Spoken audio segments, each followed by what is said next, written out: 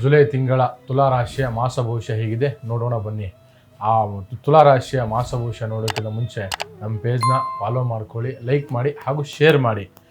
ತುಲಾರಾಶಿಯ July ತಿಂಗಳ ಉದ್ಯೋಗದಲ್ಲಿ ಯಾವ ರೀತಿ ಇರುತ್ತಪ್ಪ ಅಂತಂದರೆ, ಈ ತಿಂಗಳಲ್ಲಿ ಸ್ವಲ್ಪ ತುಂಬಾ ಸ್ಟ್ರೆಸ್ಸು ಅಂದರೆ ಕೆಲಸದಲ್ಲಿ ಪ್ರೆಷರ್ ಜಾಸ್ತಿ, ಓಡಾಟ ಜಾಸ್ತಿ, ಅಲ್ಲಿಂದಲಿಗೆ ಇಲ್ಲಿಂದಲಿಗೆ ಓಡಾಟ ಜಾಸ್ತಿ ಇರುತ್ತೆ. ಹಾಗಾಗಿ ಸ್ವಲ್ಪ ತಾಳ್ಮೆಯಿಂದ ಸ್ವಲ್ಪ ನಿಧಾನವಾಗಿ ಸಮಾಧಾನವಾಗಿ ತಿಂಗಳಲ್ಲಿ ಕೆಲಸ ಕಾರ್ಯ ಏನೇ ಒತ್ತಡ ಇದ್ದರೂ ಕೂಡ ಸಮಾಧಾನ ತಾಳ್ಮೆಯಿಂದ ತಾವು ಮಾಡ್ಕೊಂಡು ಹೋಗಬೇಕು. ಅಂದರೆ ಮಿಶ್ರ ಫಲ ಯಾವ ರೀತಿ ಅಂದರೆ, ಉದ್ಯೋಗದಲ್ಲಿ ಯಾವುದೇ ಹೆಚ್ಚಿನ ಪ್ರಮೋಷನ್ ಆಗಲಿ ಹೆಚ್ಚಿನ ಲಾಭ ಆಗಲಿ ಸಿಗುವಂಥ ಚಾನ್ಸಸ್ಸು ಸ್ವಲ್ಪ ತುಂಬಾ ಕಮ್ಮಿ ಇದೆ ಉದ್ಯೋಗದಲ್ಲಿ, ಮಿಶ್ರ ಫಲ.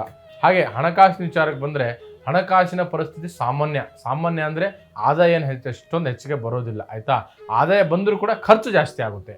ಆ ಖರ್ಚು ಜಾಸ್ತಿ ಆಗೋದ್ರಿಂದ ಏನಾಗಬೇಕಂದ್ರೆ ಸ್ವಲ್ಪ ಆದಾಯಕ್ಕಿಂತ ಖರ್ಚು ಕಮ್ಮಿ ಮಾಡಬೇಕು ಈ ತಿಂಗಳಲ್ಲಿ. ಸ್ವಲ್ಪ ಹಣಕಾಸಿನಲ್ಲಿ ಸ್ವಲ್ಪ ಏನಂದರೆ ಸ್ವಲ್ಪ ತುಂಬಾ ಕಮ್ಮಿ ಬೀಳುವಂಥ ಚಾನ್ಸಸ್ಗಳು ಮತ್ತು ಹಣಕಾಸಿನಲ್ಲಿ ಸ್ವಲ್ಪ ಕುಂದುಕೊರತೆ ಜಾಸ್ತಿ ಬರುವಂಥ ಚಾನ್ಸಸ್ ಇದೆ. ಅದಕ್ಕೋಸ್ಕರ ತುಂಬ ಹೊರಗಡೆ ಖರ್ಚು ಮಾಡೋದು, ಅತಿಯಾದ ಒಂದು ಬೆಲೆ ಬಾಳುವಂಥ ವಸ್ತುಗಳನ್ನ ತೊಗೊಳ್ಳೋವಂಥದ್ದು ಸ್ವಲ್ಪ ಕಡಿಮೆ ಮಾಡಿ, ಹಾಗಾಗಿ ಹಣನ ಸ್ವಲ್ಪ ಹಿಡಿತದಲ್ಲಿ ಖರ್ಚು ಮಾಡಿ ಈ ತಿಂಗಳು ಒಳ್ಳೆಯದಾಗುತ್ತೆ.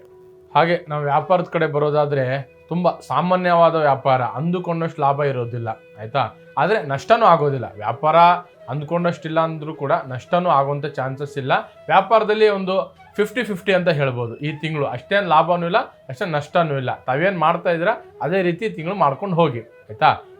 ಹಾಗೆ ಕುಟುಂಬದಲ್ಲಿ ಕುಟುಂಬ ವಿಚಾರಕ್ಕೆ ಬರೋದಾದರೆ, ಕುಟುಂಬದಲ್ಲಿ ಸ್ವಲ್ಪ ತಾಳ್ಮೆ ಇರಬೇಕಾಗುತ್ತೆ, ಆಯಿತಾ. ಕುಟುಂಬದಲ್ಲಿ ಸ್ವಲ್ಪ ಹಿರಿಯರಿಂದ ಒಂದೆರಡು ಮಾತುಗಳು ಬರ್ಬೋದು. ಕುಟುಂಬದಲ್ಲಿ ತುಂಬಾ ತಾಳ್ಮೆ ಇರೋದ್ರಿಂದ ಎಲ್ಲ ಸರಿ ಹೋಗುತ್ತೆ.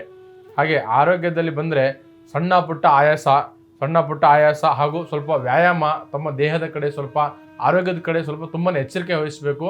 ಯಾಕೆಂದರೆ ವ್ಯಾಯಾಮ ಮಾಡದೇ ಇರೋದ್ರಿಂದ ಸ್ವಲ್ಪ ಆರೋಗ್ಯದಲ್ಲಿ ಏರುಪೇರು ಆಗುವಂಥ ಚಾನ್ಸಸ್ಗಳಿದೆ. ಪ್ರೇಮಿಗಳಿಗೆ ಹಾಗೂ ದಾಂಪತ್ಯ ಅಂದರೆ ಮದುವೆ ಮಾಡ್ಕೊಂಡು ಗಂಡ ಹೆಂಡತಿಗಳಾಗಿರ್ಬೋದು, ಆಯಿತಾ, ಪ್ರೇಮಿಗಳಾಗಿರ್ಬೋದು, ಆ ಪ್ರೇಮಿಗಳಿಗೂ ಕೂಡ ಈ ತಿಂಗಳಲ್ಲಿ ಯಾವ ರೀತಿ ಇದೆಯಪ್ಪ ಅಂದರೆ ಮಿಶ್ರ ಫಲ ಅಂದರೆ 50-50. ಅಂದರೆ ಏನು ಗೊತ್ತಾ, ಒಂದಿನ ಚೆನ್ನಾಗಿರ್ತೀರ, ಆಯಿತಾ, ಮತ್ತೊಂದು ದಿನ ಕಿರಿಕಿರಿ ಜಗಳಗಳಾಗುತ್ತೆ.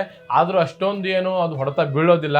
ಅಷ್ಟರಲ್ಲೇ ಏನಿದೆಲ್ಲ ಮಾತಾಡ್ಕೊಂಡು ಬಗೆಹರಿಸ್ಕೊಳ್ಳೋದ್ರಿಂದ ಎಲ್ಲ ಒಳ್ಳೇದಾಗುತ್ತೆ ಈ ತಿಂಗಳಲ್ಲಿ. ಹಾಗೂ ಶಿಕ್ಷಣದ ವಿಚಾರ ಕಡೆ ಬರೋದಾದರೆ, ನೀವು ಎಷ್ಟು ಪ್ರಯತ್ನ ಪಡ್ತೀರ ಪ್ರಯತ್ನಕ್ಕೆ ತಕ್ಕ ಫಲ ಅಂತ ಹೇಳ್ಬೋದು ಈ ತಿಂಗಳು, ಓಕೆನಾ.